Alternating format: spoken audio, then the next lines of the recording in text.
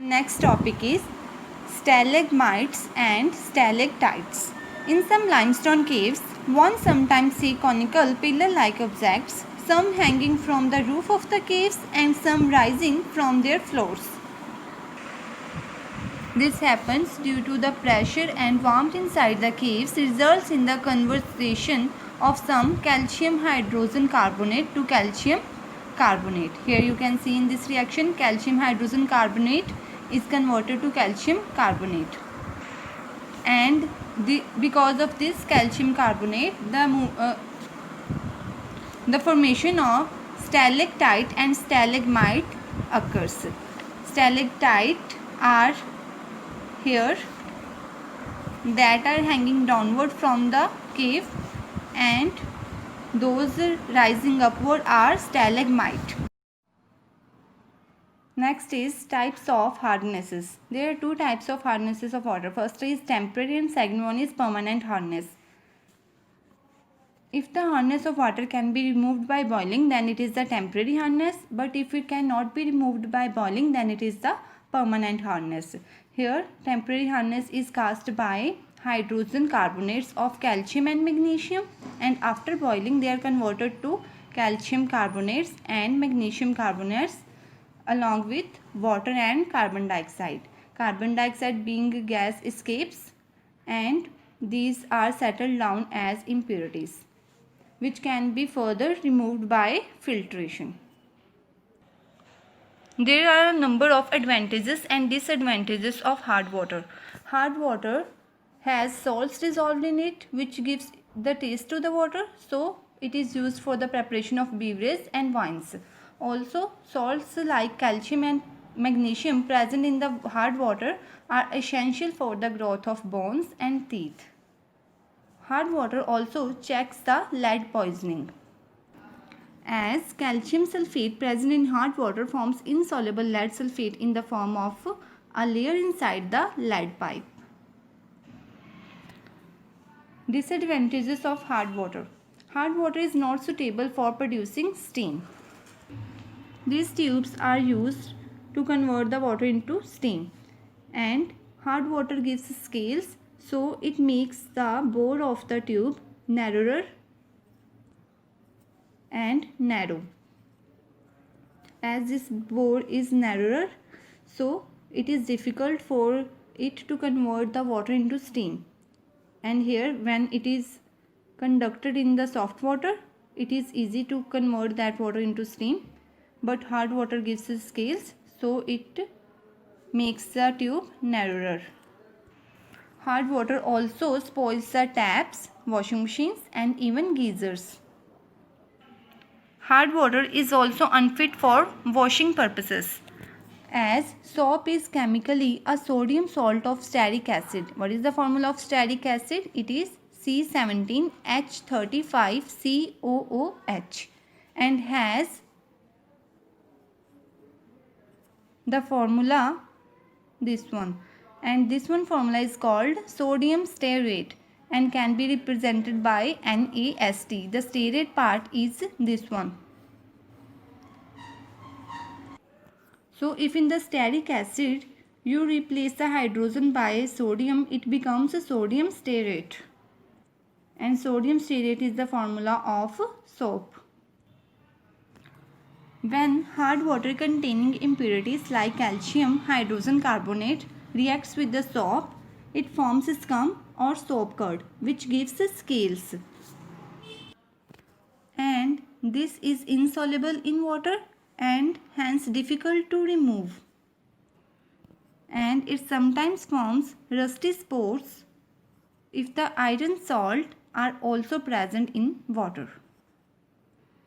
And this difficulty has been solved to a great extent by using synthetic detergents such as surf.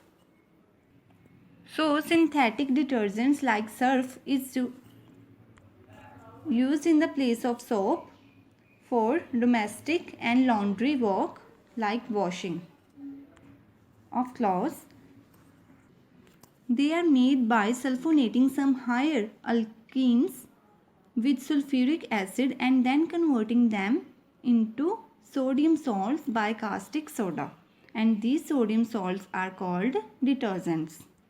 Detergents are more soluble in water than soap and are also unaffected by the hardness of water. And they do not form scum or soap curd. That's why the detergents are also called soapless soap. Next one is cleansing action of soaps and detergents. When soap or detergent is dissolved in water, the molecule gather as cluster called micelles. The structure of soap consists of a head and a tail. The tail is hydrophobic in nature and the head is hydrophilic in nature. Hydro means water, philic means loving. So this one part is water loving and this one tail part is water hating. Phobic means heat. See in this figure, this dark portion is oil or dirt, and the hydrophobic parts attaches to this oily dirt part of the dirt particle and it forms a micelle in this form. Here you can see the structure of a micelle. Here the dirt or oil particle is captured here and then it is easy to wash it away with water.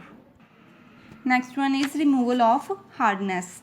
Removal of temporary hardness you have already learnt. It can be removed by boiling. Next one is by Clark process, that is addition of lime. It can also be removed by addition of lime as it forms calcium carbonate in this reaction which also settles down as precipitates and then can be removed by filtration. Temporary hardness of water can also be removed by adding washing soda. Washing soda having the formula Na2CO3. When it reacts with the temporary hardness of water, calcium bicarbonate, it forms the precipitates of calcium carbonates and hence these can be removed by filtration. Next one is removal of permanent hardness. Permanent hardness of water can be removed chemically by adding washing soda, that is also called soda ash. Here in this figure temporary hardness of water is removed by boiling, but here it is removed by permanent hardness is removed by adding soda ash or washing soda and then water becomes soft.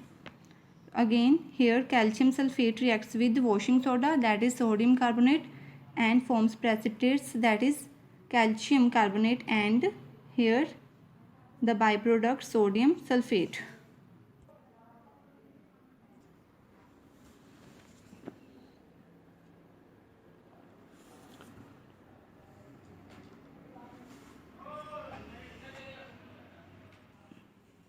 Next one is if the hardness is both temporary and permanent, how to remove such hardness?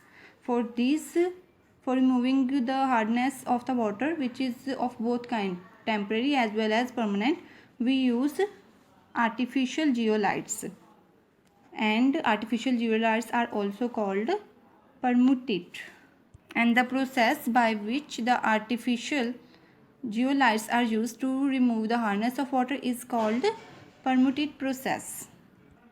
The formula of artificial zeolite is this one, and it is hydrated sodium aluminium orthosilicate having X moles of water. And for the sake of simplicity, the formula is written as Na2P, where P is this one group called permutate.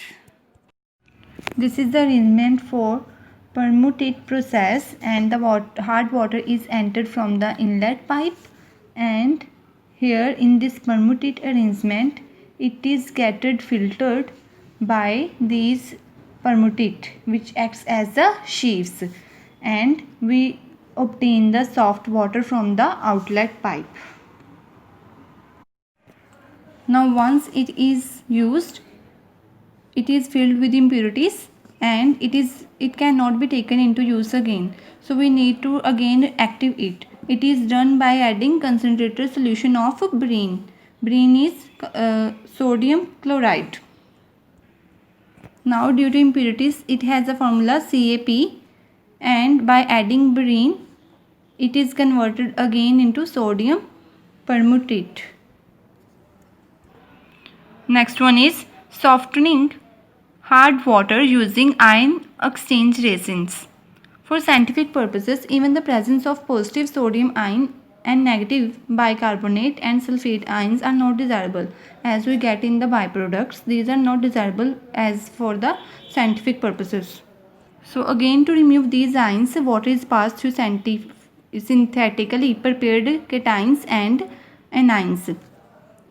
So we remove the resins, that is byproducts, one by one.